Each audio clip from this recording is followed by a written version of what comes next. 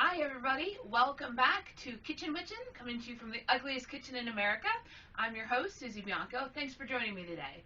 So today's episode, and I admit it is a little bit late, and I'm sorry about that, but today's episode we're talking about biscotti.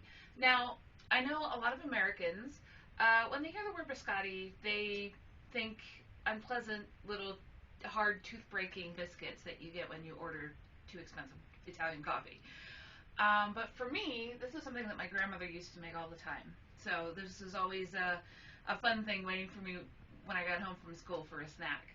Um, I know it's gotten a bad rap, but hopefully we can change that today by making some really, really delicious ones that won't hurt your teeth when you try to eat them. So what we're going to do is make,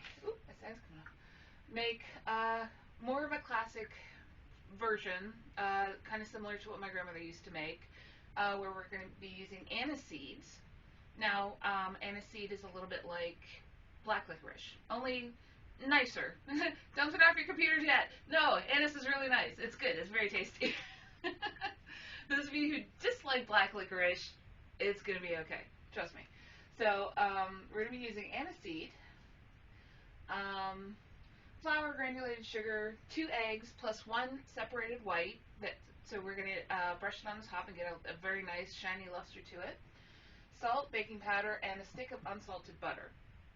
Now, for baking purposes, you want to make sure that your unsalted butter has been sitting out for a few hours to make sure it's room temperature. Right now, we're still in the beginning of March. Well, I guess when this gets put up, it's going to be about the middle of March. So it's going to be a little bit difficult, but just if you're planning on baking that day, once you get up in the morning, just stick your butter out on the counter and let it soften. We'll get back to that later.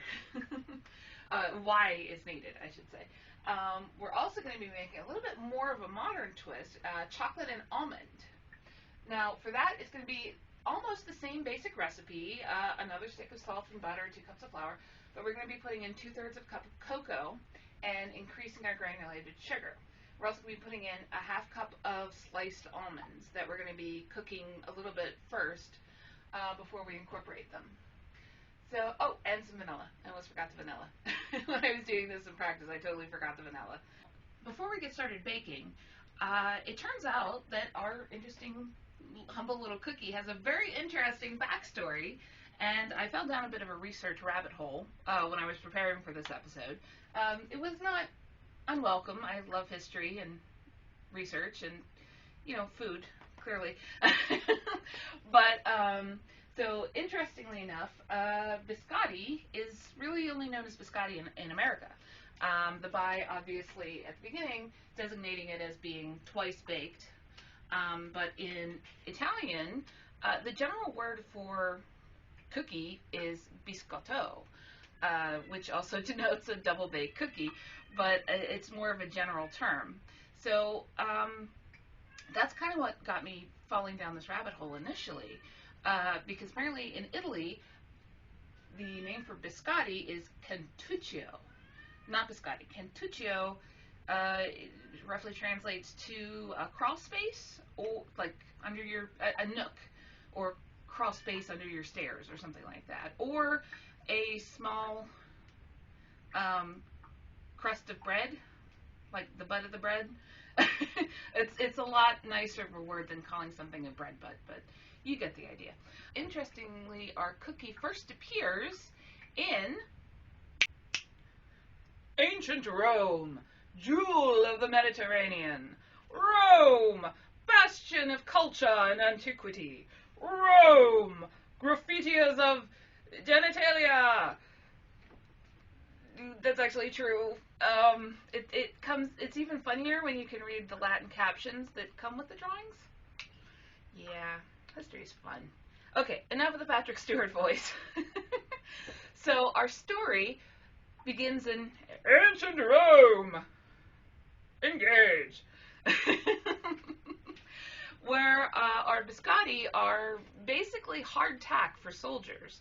Now, for those of you who don't know what hardtack is, it's pretty much dry bread. It has no fats in it or sugars, and it could be baked a couple of times and stay good for just dry storage for if they ran out of produce or meats or anything like that. Think of it as the ancient Roman version of lembas bread from Lord of the Rings. Probably not as delicious or as nutritionally valuable, I'm guessing, though. But anyway, so in much of their colonization of Europe, the Roman armies would have been carrying these ancient versions of biscotti all over Europe, pretty much. It's not very interesting. It's just old hard bread at this point. But don't worry, the story gets more interesting after a few centuries. Well, several centuries. When we get to, picture it, Sicily, 1920. Tuscany, 14th century. Yeah. So, the history of our humble little cookie, apart from being relegated to the annals of history as moldy old pieces of bread in a soldier's backpack, is undergoing a renaissance, much like the rest of Italy at this point, and eventually the rest of Europe. These days, bakers are realizing what a good thing they've got on their hands and baking it with sugar and fats, and also with raw almonds and pine nuts. And it's generally eaten at dessert after dinner, being dipped in a cup of fortified red wine. And to be honest, not much has changed with that. Obviously, cooking methods have been modernized. There have been some more modern ingredients added in, and these days, of course, it is more commonly known as aniseed rather than pine nuts, because, hey, why mess with a good thing, right? So that was the brief and colorful history, and as you can see, I do like costumes. I was a theater geek in college. But that was a rather brief take on the history of this interesting cookie. So when we come back, we're actually going to start baking. Costumes may still be involved. I do not guarantee that I will be dressed in normal clothes. So we'll see you back in just a second. Okay, we are ready to start baking. Excuse the costume. This is hard to get on and off. So just, yeah. All right, so first thing we want to do is take our softened butter that, again, we've left out on the counter for a while. And we're going to add, let's see, 3/4 of a cup of sugar to it. Now, this is the basic building block of most cookies. What we need to do is what is called cream the butter and the sugar together. And it's an annoying process, but if you want good cookies, you need to do it. So basically, it just beat the hell out of the egg, or beat the hell out of the sugar and the butter. It'll look grainy, and then it'll look like over-beaten mashed potatoes, and then it'll look like nice fluffy buttercream icing. That's the point that we want to get to. Just this is the base on which we're going to build the rest of the cookie, so that needs to be done right. So I'm going to get started here. I have my handy-dandy electric mixer, and you can do this by hand, but it will take a long time, and it is annoying. I have done it plenty of times by hand. But, and of course, if you use your mixer, it's going to launch shit everywhere, so just, you know. But anyway, let's get started here.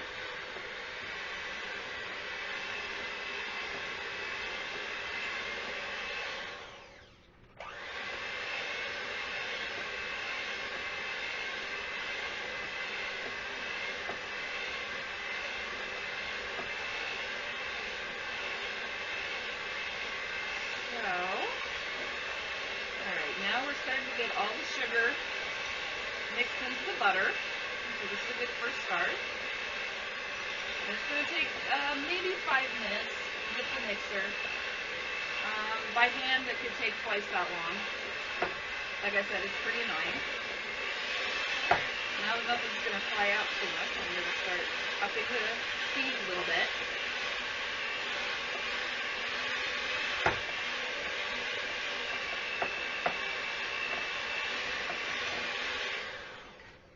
Do, and this is always important when you're making anything. You always want to scrape your bowls.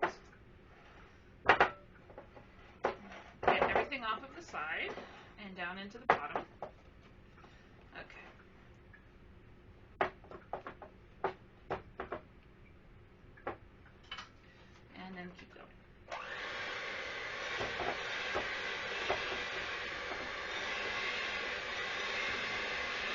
it's been a few minutes. So we're at about the overcooked mashed potato phase. So I'd say we're about halfway there. So let's get back to it.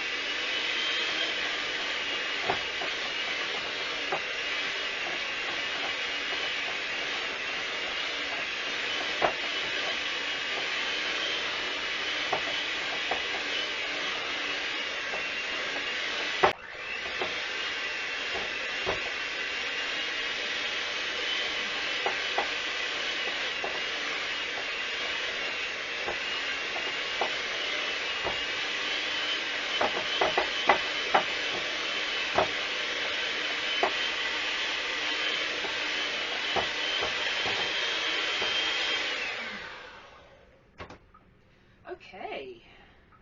Well, that was another few minutes. And it's looking pretty good. Nice and fluffy. The color's gotten a lot lighter, so that's exactly what we're looking for. Alright. Now we can put Mr. Mixer away. I'm going to go back to mixing by hand. Alright, next we need 2 eggs. I've already gotten them shelled. And I have another egg, white at least. I separated this. This is what's going to be on the top. So we're going to go ahead and toss those in. Take a spoon and give that a mix.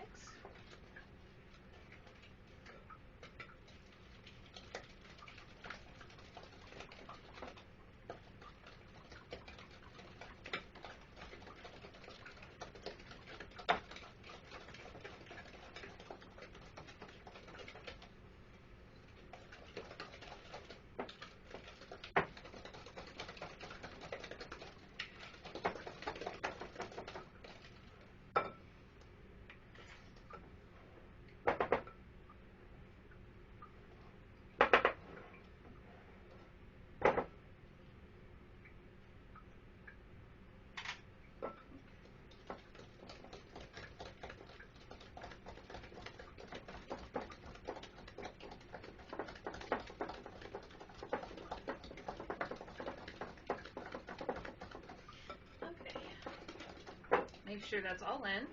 Should be a nice light yellow color like that. All right.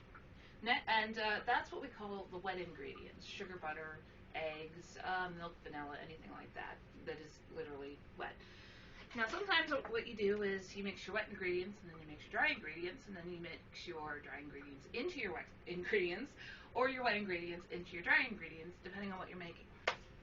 It's pretty common. So always want to keep an eye on that before you just dump everything in a bowl. So next what we're going to do is take our dry ingredients and we're going to sift them. Ooh, I got eggs and butter everywhere. Now this is a strainer. I bought this at a yard sale for 50 cents last summer. I don't have a normal sifter. You can use this, you can use a normal sifter, whatever you want, as long as it sifts flour, it doesn't matter. So we're going to start with 2 cups of flour. And put that in.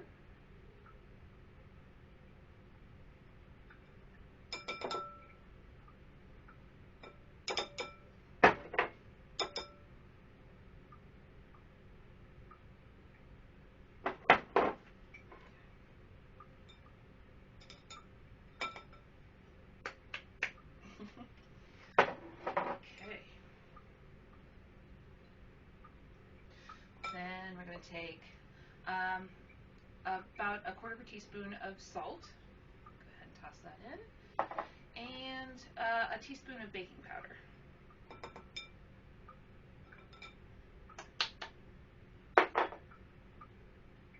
Alright. Let's give that a little stir.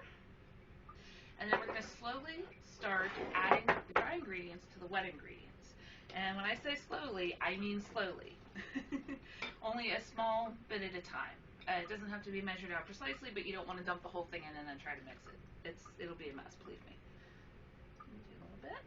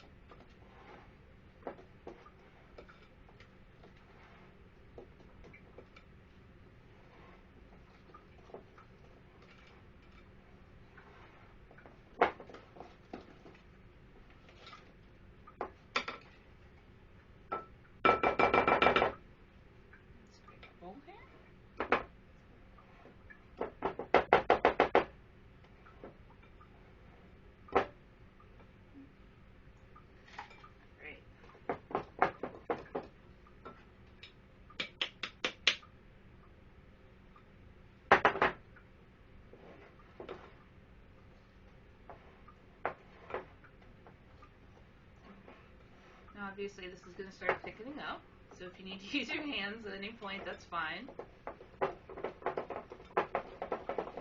I generally do by the time I'm done with this. Alright. Oh, before I put in my last bit of flour, I'm going to toss in my anise. Oh, I got dough everywhere. Oh my gosh. So this is 1.5 tablespoons of anise seed. Now, I know anise is not always easy to find. I got this from a small mom and pop Italian store in my town. You can sometimes find it in grocery stores, sometimes not. It's not a common ingredient.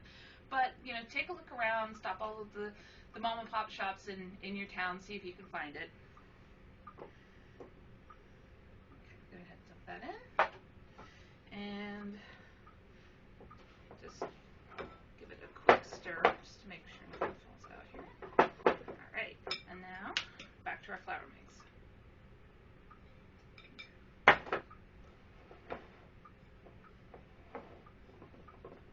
Now you don't have to add your anise seeds right there. You can put it in before you start mixing in your dry ingredients. You can put it in afterwards. It really doesn't matter. It's just a little bit easier to do it before you get it into a dough consistency, just to make sure it mixes up correctly. Alright, I'm going to take that off.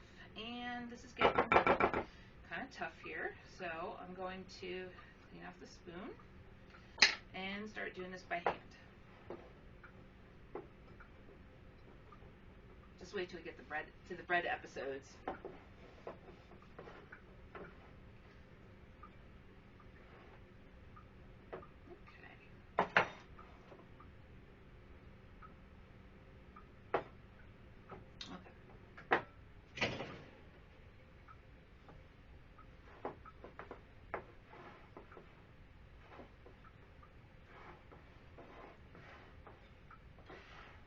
As you can see, I'm just folding the flour into the dough, a little bit, turning it over, moving the bowl, just slowly incorporating it, but steadily.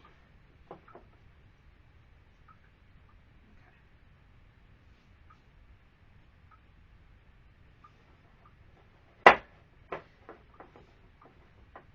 And make sure you're moving extra flour off the sides of the bowl as you go.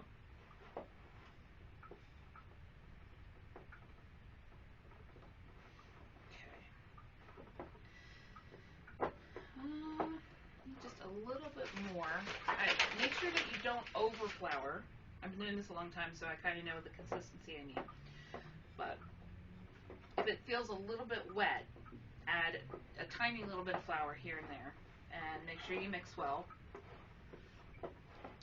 And if the dough feels drier, but it still feels sticky, we can go ahead and leave it in the fridge for a little bit and let it harden up with all that butter in there. Won't take too long.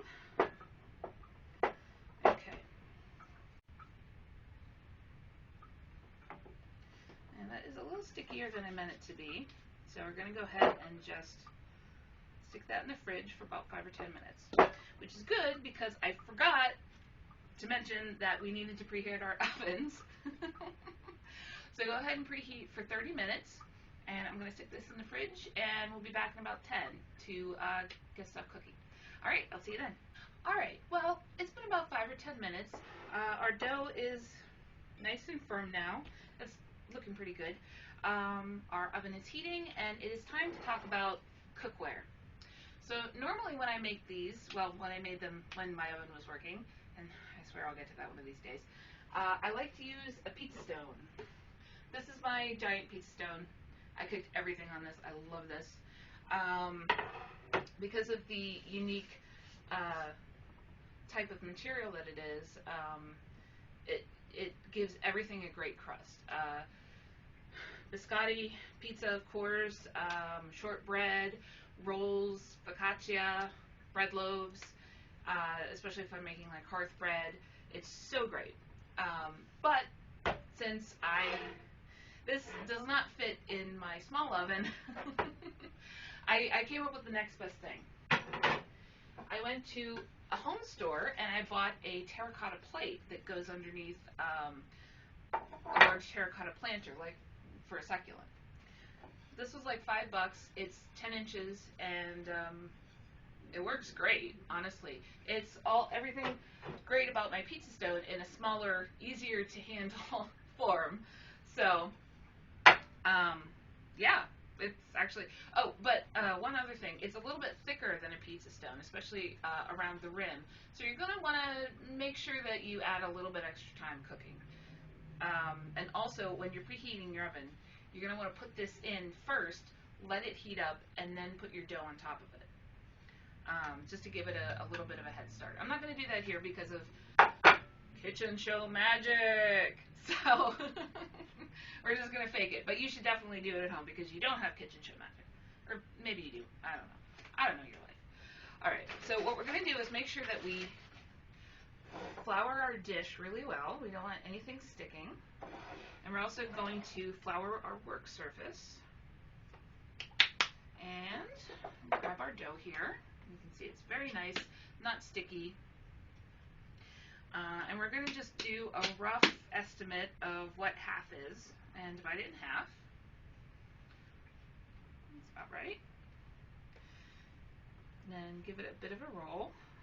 Honestly, you don't even really have to roll it if you don't want to. You can just kind of form it with your hands. It should be nice and soft enough. But if it's a little tough, you can just, roll it out on the tabletop. That's fine. I'm going to make some small loaves with it. And flatten the top a little bit, just like that. There we go. We're going to transfer that to our cooking stone. And there should be just enough room for 2 of them, but because of the baking powder that we put in, they're going to kind of smush together a little bit, but that's fine. So this is going to be our first bake. It's going to be for about a half an hour. And, of course, if you take them out and they're not quite cooked through yet, put them back in. It's not a problem. But we're going to aim for about 350 at 30 minutes. Then take them out, let them cool, and we'll do our second bake. Okay. All right, ready to go in.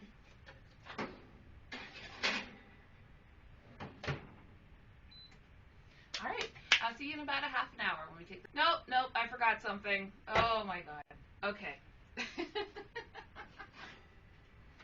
I forgot the egg wash! Oh, that's why I have this egg white sitting here. Okay. Let's go ahead and take a pastry brush or a barbecue brush and just give a nice little brush over the top of your loaves here. Doesn't have to be a lot. Egg white goes quite a ways.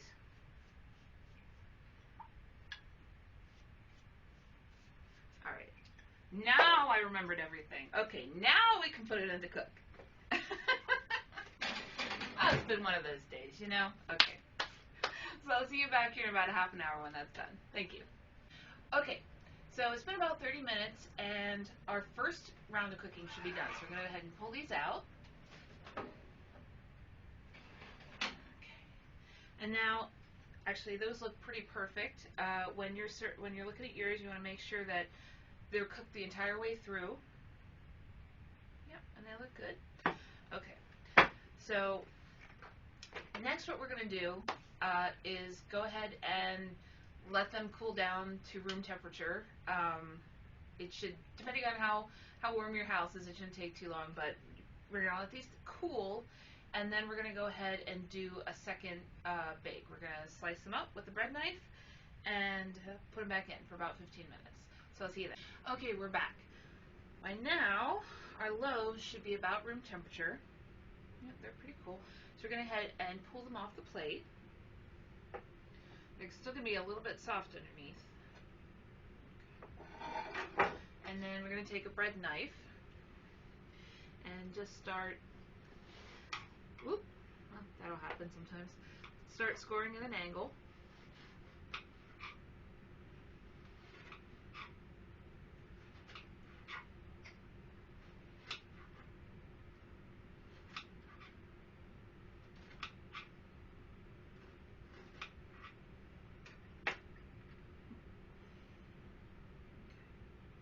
And then we're going to lay these down on one side. Put them in for about 10 minutes or so. And then flip them over, cook the other side for about another 10 minutes. Now if you're using a cookie sheet, these might cook a little faster, so be careful on the times because you don't want them to overcook.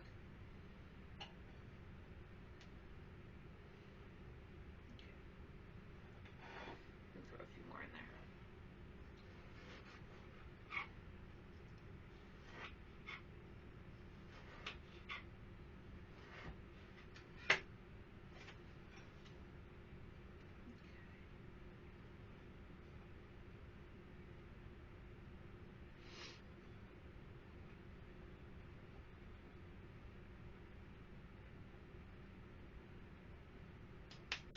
Alright, looks pretty good. So we're going to go ahead and put them back in for 10 minutes, flip them, another 10.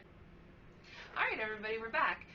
And our second batch of cookies is just about to be finished baking, so I'm going to go ahead and pull those out. And they look nice.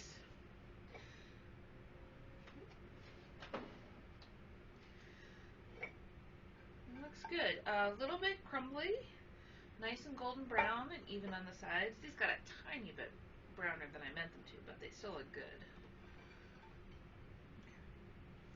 We're going to put that aside and put this aside for later.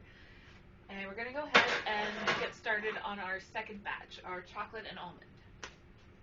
Now I've already creamed our butter and our sugar because I hate doing it. So I just got it out of the way. So we're going to add our 2 eggs and give that a mix.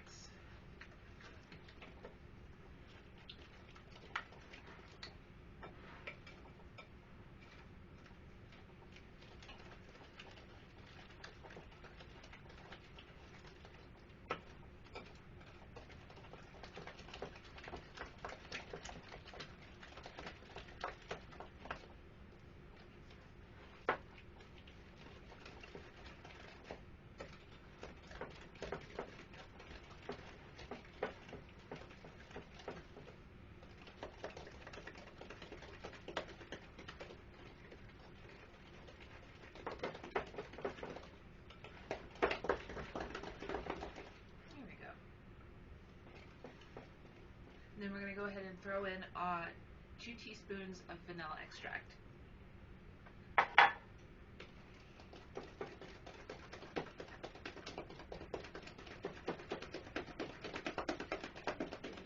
Stir.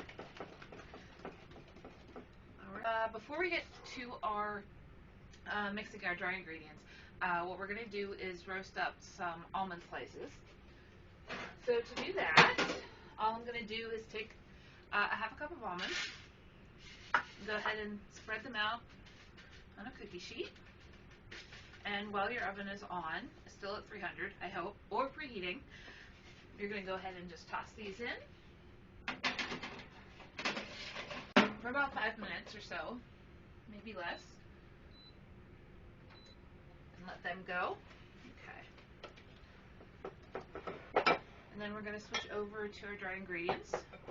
Put in our 2 cups of flour.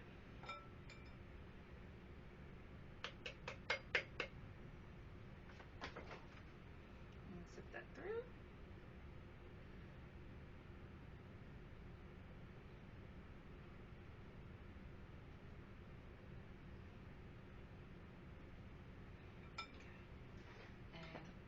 Our same amount of baking powder and the same amount of salt.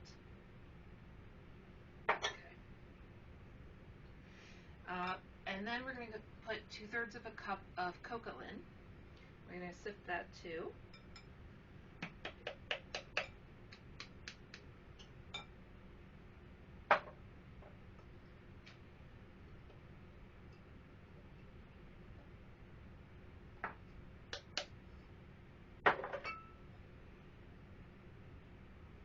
And be careful with this because it can go everywhere, including up your nose if you're not careful.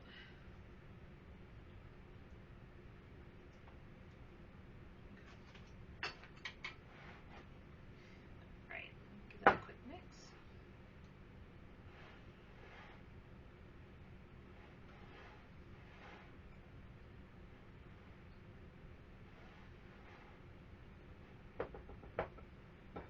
All right, and then we can start adding our dry to our wet.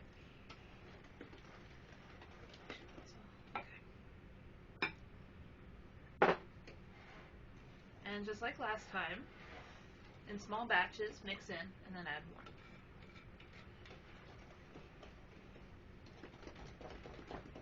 more. Oops. Like I said, it goes everywhere.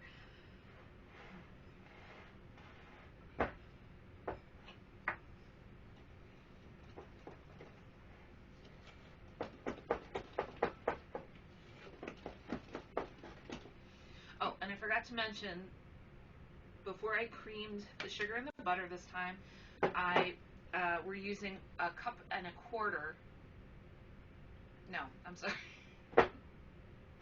I have it written down. 1.25 cups of sugar. It's been a long day. Just a little bit of extra sugar to offset the taste of the cocoa. And I'll have this in a recipe that you can download.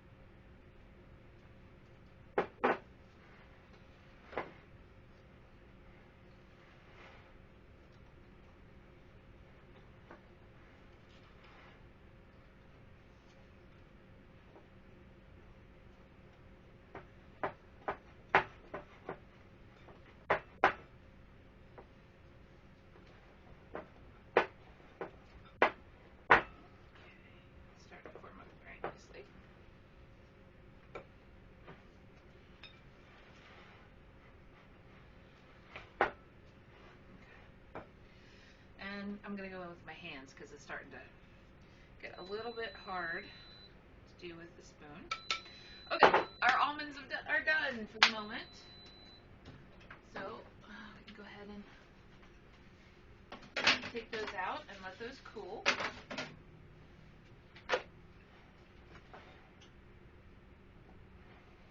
And we'll be folding them in once we're done mixing the wet and the dry ingredients together.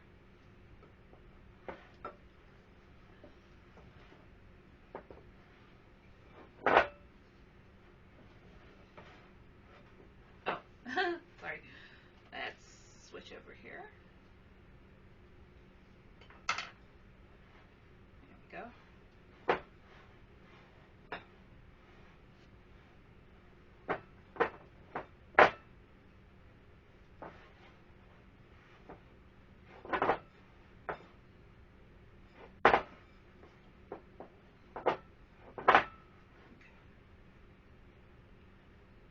the last of that in.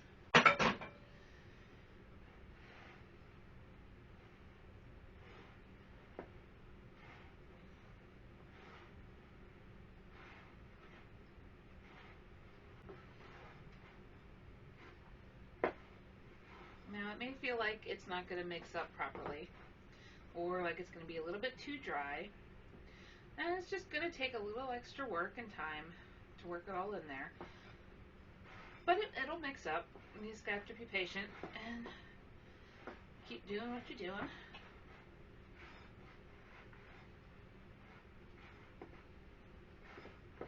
Okay. There we go. It's looking good.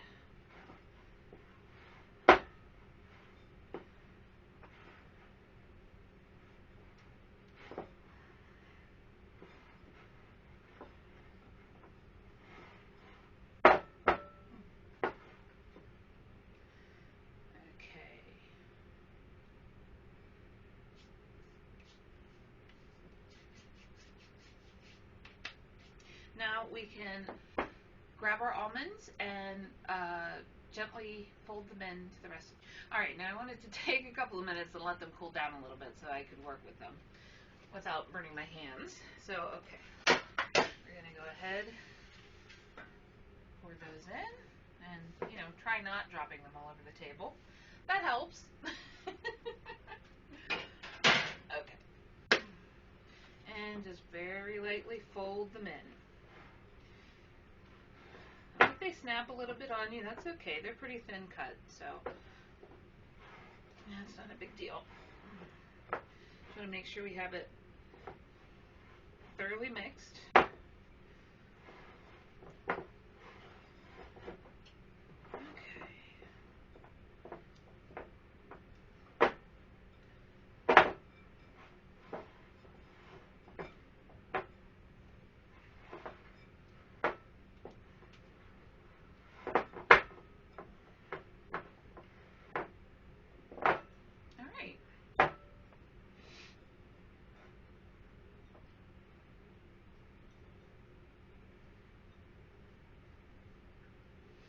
Looks great. Okay. So, alright, I'm going to go ahead and take our flour, flour our baking dish again, very thoroughly. All over the place. And then flour our work surface.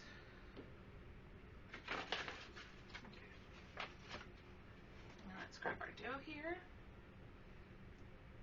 And if your almonds fall out, it's fine. And divide this in roughly half. Doesn't have to be exact. That's very nice. Okay. And give it a roll out. And flatten it on the top.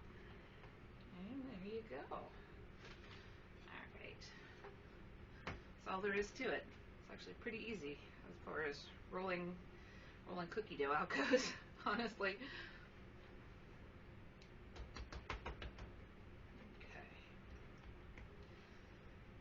Man, the ancient Romans would have made some hilarious graffiti out of these, I can tell you what. Okay, so we're going to take our egg wash, or our egg white, rather, and do another coat on top of these. And remember to do it this time before I put it in the oven, so yay me! Okay. There we go.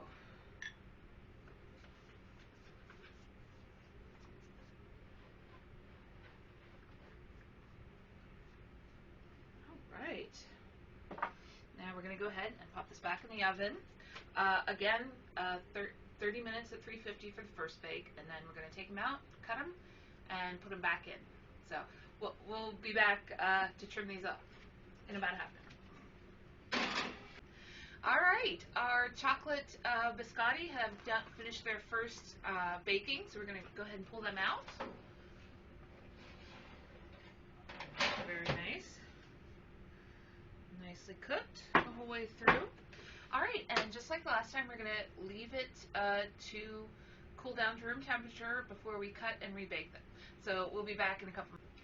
Okay, well, our loaves have cooled down to room temperature, so we're going to go ahead and take them out and cut them. Remember, cut at an angle.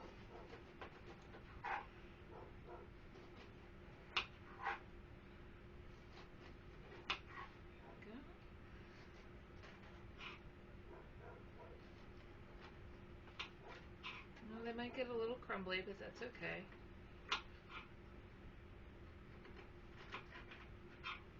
We'll go ahead and arrange these on our baking tray again.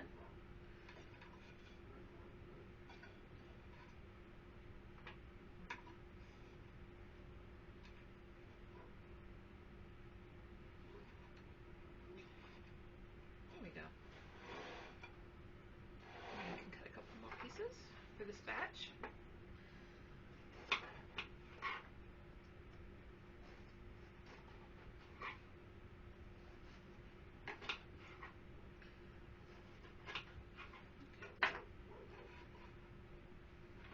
Oops.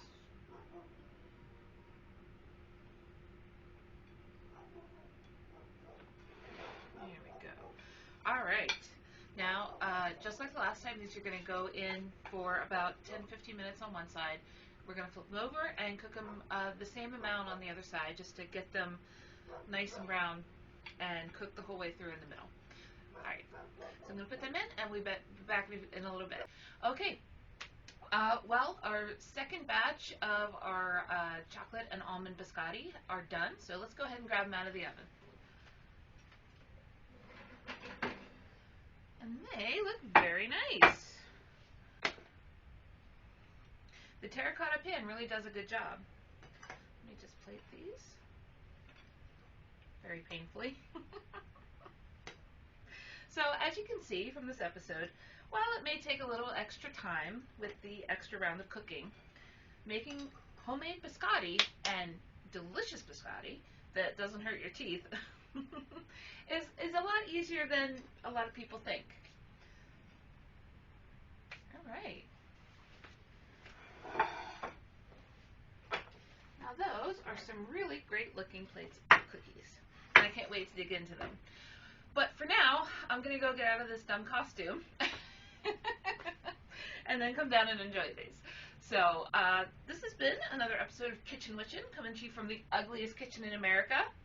Thank you so much for coming along with me on in our cookie journey, and happy baking. We'll see you later.